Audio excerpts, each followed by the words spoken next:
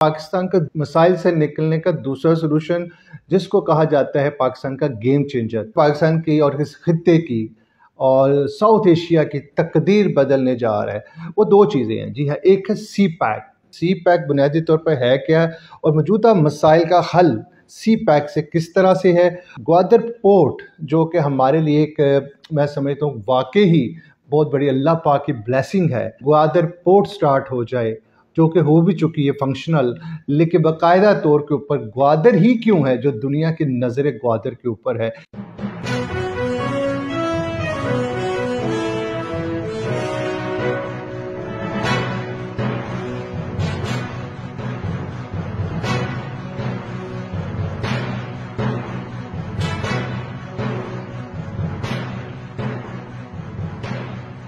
بسم اللہ الرحمن الرحیم۔ ابتدائے رب جلیل کے بابرکت نام سے جو دلوں کے حال بہتر جانتا ہے، دیکھتی آنکھوں سنتے کانوں کو شاہد میاں کا سلام۔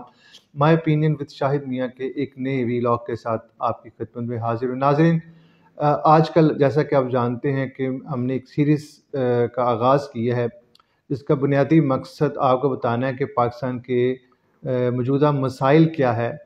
اور پاکستان کو کن مشکلات کا سامنا ہے اور اس سے نکلنے کا سلوشن کیا ہے۔ تو جس میں سے میں نے اور میری ٹیم نے کچھ ورکنگ کر کے ہم نے کچھ 10 چیزوں کو ہم نے ہائی لائٹ کرنے کی کوشش کریں گے ان 10 سیریز میں، 10 پروگرامز میں، جو بنیادی طور پر ہم سمجھتے ہیں کہ اگر ان پر کام کیا جائے اور اگر ان کو اڈاپٹ کیا جائے یا ان کو امپلیمنٹ کیا جائے یا ان چیزوں کو ایگزیکیوٹ کیا جائے پاکستان میں کسی نہ کسی طریقے سے، تو پاکستان میں ایک نیا ریولیشن آ جائے گا وہ ترقی کا، اور پاکستان کی انفلیشن کافی حد تک کم ہو جائے گی۔ ایک کوشش ہے ہماری تحقیق کے مطابق ہم آپ تک چیزیں رکھیں۔ اسی سلسلے میں گزشتہ ایپیسوڈ آپ نے دیکھی ہوگی جس میں میں نے ای کامرس کے اوپر کی تھی کہ پاکستان کو مسائل سے نکالنے کے لیے اور تجارتی ڈیفیسٹ سے نکالنے کے لیے اور IMF سے چھٹکارا حاصل کرنے کے لیے پاکستان میں ای کامرس کا رول کیا ہے، جس میں نے بتانے کی کوشش کی کہ پاکستان میں ای کامرس ہی فیوچر ہے۔ اگر ہم ای کامرس کے اوپر کام کریں اور بنیادی طور پر اپنے بچوں میں اس کی ٹریننگ دیں اور بچوں کو سمجھائیں اور اسکول لیول کے اوپر سکلز کی طرح اور سکلز بیس چیزوں کو لے کر آگے چلیں، تو شاید ہم بھی چائنا کی طرح ایک بہت بڑی ترقی اور ایک اکانومی میں اپنا کردار ادا کر سکے۔ ویڈیو کا لنک آپ کو میری اس ویڈیو کے ڈسکرپشن میں مل جائے گا، تو اب اس ویڈیو کو دیکھیے گا۔ آج اسی تسلسل کا سیکنڈ ایپیسوڈ ہے جس میں کوشش کروں گا کہ پاکستان کا دوسرا سلوشن، مسائل سے نکلنے کا دوسرا سلوشن جس کو کہا جاتا ہے پاکستان کا گیم چینجر۔ پاکستان کا گیم چینجر ہے کیا جو پاکستان کی اور اس خطے کی اور ساؤتھ ایشیا کی تقدیر بدلنے جا رہا ہے، وہ دو چیزیں ہیں۔ جی ہاں، ایک ہے سی پیک۔ جی ہاں، سی پیک عام فہم میں آپ سب لوگوں نے سنا ہی ہوگا اور 2013 سے ہی ہم لوگ سنتے آ رہے ہیں کہ سی پیک ہے کیا۔ آج میں بتانے کی کوشش کروں گا کہ سی پیک بنیادی طور پر ہے کیا اور موجودہ مسائل کا حل سی پیک سے کس طرح سے ہے، اور سی پیک کیا واقعی گیم چینجر ہے، اور گوادر پورٹ جو کہ ہمارے لیے ایک میں سمجھتا ہوں واقعی بہت بڑی اللہ پاک کی بلیسنگ ہے۔ شاید اگر گوادر پورٹ سٹارٹ ہو جائے جو کہ ہو بھی چکی ہے فنکشنل، لیکن باقاعدہ طور کے اوپر گوادر ہی کیوں ہے جو دنیا کی نظر گوادر کے اوپر ہے، یہ جاننے کی کوشش کریں گے میرے اس ویلاگ میں۔ اور میں اب بات کرتا ہوں سی پیک کے اوپر تھوڑی سی۔ جی ہاں ناظرین، سی پیک کا یہ جو خواب چائنا کا تھا، بظاہر تو بہت پرانا خواب تھا چائنا کا، اور چائنا اس سے بہت دیر سے اس کے اوپر کافی ورکنگ کر رہا تھا، لیکن اگر پاکستان کے حوالے سے میں بات کروں تو 2013 میں چینی وزیر اعظم نے دورہ پاکستان کے دوران اس خواہش کا اظہار کیا کہ ہمیں ایک ون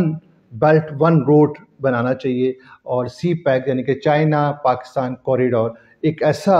دروازہ، ایک ایسا ڈور، ایک ایسا ہوا کا جھونکا اوپن کرنا چاہیے جو کہ ملک کی نہ صرف معیشت کے لیے ایک بنیاد کو چینج کرنے کے لیے کام کر سکتا ہے، بلکہ یہاں کے رہنے والوں کے حالات اور واقعات بھی بدل سکتا ہے۔ اور اس کے اوپر امپلیمنٹ کرتے ہوئے جب ورکنگ تھوڑی سی آگے بڑھی تو اپریل 2015 میں دونوں ممالک کے درمیان ایک سمجھوتا ہوا۔ اس وقت پاکستان میں پرائم منسٹر نواز شریف تھے اور وہ اور ان کی ٹیم اس میں احسن اقبال جو تھے وہ کہ سارے معاملے کو دیکھ رہے تھے۔ وقت کی گورنمنٹ نے کام کیا اور یہ ایک اس کی بنیاد رکھی گئی اور اس کے اوپر کام شروع ہو گیا۔ ابتدائی طور پر اس میں 17,045 میگا واٹ بجلی پیداوار کرنے کے پروجیکٹس تھے۔ گوادر بندرگاہ کو فنکشنل کرنا تھا، اس کو بنانا تھا، اسٹیبلش کرنا تھا۔ 9 انڈسٹریل زون تھے جن کو وقت کے مطابق اسٹیبلش کرنا تھا۔ سڑکوں اور ریل کا بنیادی اسٹرکچر بھی اس میں شامل تھا کہ جس میں جہاں جہاں سے سی پیک کے روڈز گزریں گے، جہاں جہاں سے یہ منصوبہ پھیلتا جائے گا، وہاں پر روڈز کا انفراسٹرکچر اور ریل کا نئے سرے سے انفراسٹرکچر اس کو ترتیب دینا تھا۔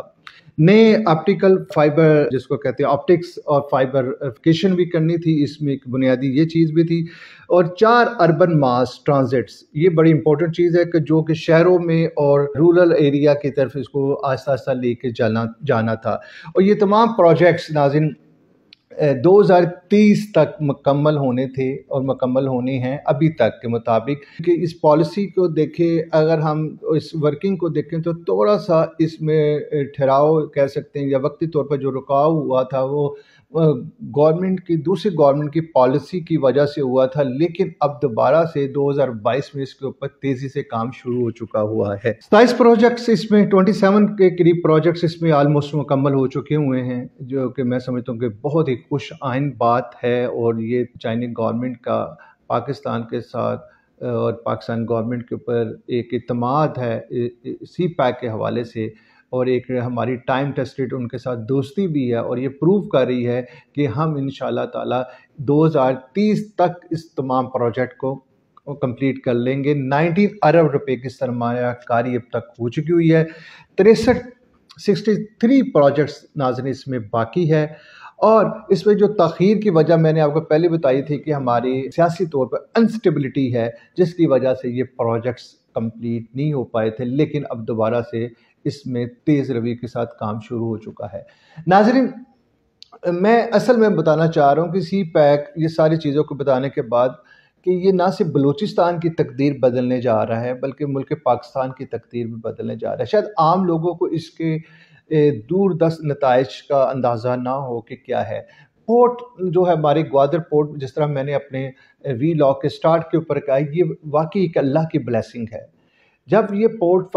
فلی فنکشنل ہو جائے گی، اور جس طرح وہاں پر ایئرپورٹ بھی فنکشنل ہو چکا ہوا ہے، اور وہاں پر انڈسٹری بھی جس طرح کے زونز بن چکے ہوئے ہیں،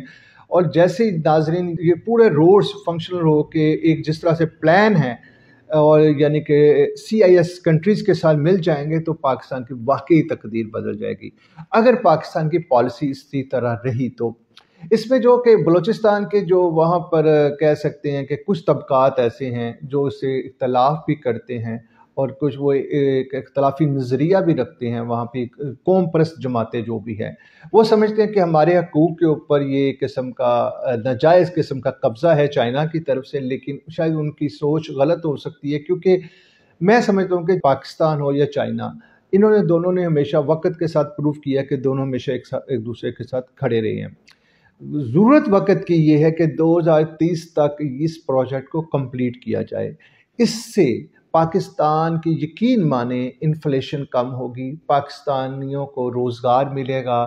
پاکستان میں جو ڈالرز کی آئے دن قلت رہتی ہے، اور یہ ایکسپورٹ کا پاکستان ایشو رہتا ہے، اور ہمیں ہمیشہ IMF کی طرف جانا پڑتا ہے۔ یقین مانیے،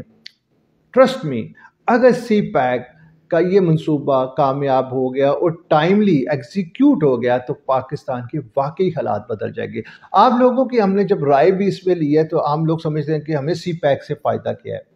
یقیناً فائدہ ہے سی پیک سے، کیونکہ ناظرین دنیا کی بہت کم بندرگاہوں میں سے ایک بندرگاہ ایسی ہے جس کے اوپر نہ صرف پاکستان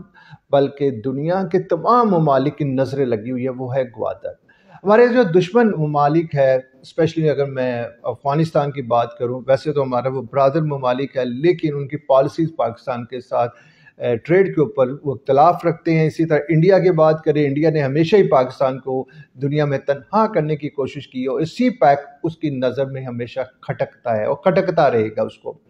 لیکن یہ انڈیا کے لیے بھی چیلنج ہے، ٹھیک ہے، کہ بھی ہم اس کو بنا کے دکھائیں گے، یہ سی پیک کا منصوبہ گوادر पोर्ट फंक्शनल होगी और यहाँ पर दुनिया के सबसे बड़े ट्रांजिट बंदरगाह होगी, दुनिया के लिए बहुत बड़ी तिजारत का मरकज़ बन जाएगा। शायद दुबई, यूएई और ये जीसीसी कंट्रीज भी हमसे पीछे रह जाए। यही वजह कि नाज़रीन दुनिया आज हमें गिराने के ऊपर, हमें मारने के ऊपर,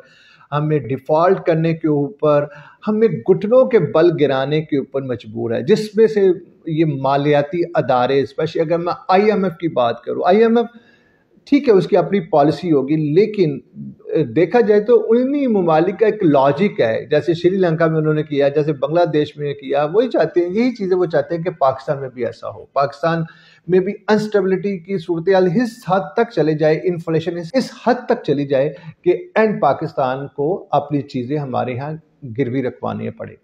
आपने देखा कि श्रीलंका में एक पोर्ट ऐसी बनी थी, मैं थोड़ा सा तरीकी पस मंजर बताता हूँ, जिसको चाइना ने टोटल फंडिंग किया था, और श्रीलंका की नाकस पॉलिसीज़ की वजह से वो बहुत बड़ी पोर्ट थी लेकिन वो चल नहीं सकी थी। और एंड क्या हुआ, चाइना ने उन्हें कहा कि आप हमारे पैसे भी दें और हमारा वो लोन भी आप वापस करें, तो उनके पास देने को, उसको चलाने के लिए इतनी बड़ी पोर्ट, जो उनके पास खजाना था कुछ था नहीं, उन्होंने वही पोर्ट जो उनकी कंट्री में थी वो चाइना को दे दी, और आज तक वो चाइना ही उसके ऊपर सारे मामलात और सारे बिजनेस को देख रहा है। ये होता है, दूसरे कंट्री का इन्फ्लुएंस बढ़ने से या उसकी इन्वेस्टमेंट होने से एक राय ज़रूर ये पाई जाती है, लेकिन ये तब होता है जब हमारे अपनी पॉलिसीज़ में फुकदान हो, जब हमने अपने लिए कुछ तरजीहात ना किया हो। एनीवेज, ये 2030 तक की ये एक प्रोजेक्ट है। मैं समझता हूँ जिस तरह से मैंने कहा था, ई-कॉमर्स पाकिस्तानियों के लिए और पाकिस्तान के लिए बहुत इंपॉर्टेंट है, और गवर्नमेंट पाकिस्तान अगर उसके ऊपर तमाम पॉलिसीज़ को आसान कर दे, तमाम टैक्सेस को वेव कर दे, इसी तरह CPEC भी पाकिस्तान के लिए वाकई ही रियल में गेम चेंजर है, और ये पाकिस्तान की तकदीर बदल सकता है। ऑब्वियसली जब पाकिस्तान की तकदीर बदलेगी तो पाकिस्तानियों की तकदीर भी बदलेगी, लेकिन इसमें मैं समझता हूँ उस वक़्त जो भी और मौजूदा वक़्त में जो भी हुक्मरान हैं, अगर उनकी नीयतें साफ़ हो, उनके यहाँ करप्शन का कोई एलिमेंट ना हो इस प्रोजेक्ट में, तो मैं समझता हूँ कि ये अल्लाह की ब्लेसिंग है पाकिस्तानियों के लिए कि पाकिस्तान में इस तरह की चीज़ें हैं कि जो वाकई ही पाकिस्तान के हालात और वाक़यात बदल सकती हैं। पाकिस्तान के एनर्जी क्राइसिस भी नाज़रीन से ख़त्म हो जाएंगे, पाकिस्तान का रेल का इंफ्रास्ट्रक्चर एक मिसाली बन जाएगा जिस तरह से मैंने कहा है, और पाकिस्तान में ना सिर्फ चाइना बल्कि इंटरनेशनल इन्वेस्टमेंट भी आई भी है और आएगी भी। जैसे आप देखा है कि CPEC के मद में ही सऊदी अरब ने पाकिस्तान के साथ एक कॉन्ट्रैक्ट किया, बहुत ज़्यादा इन्वेस्टमेंट आ रही है।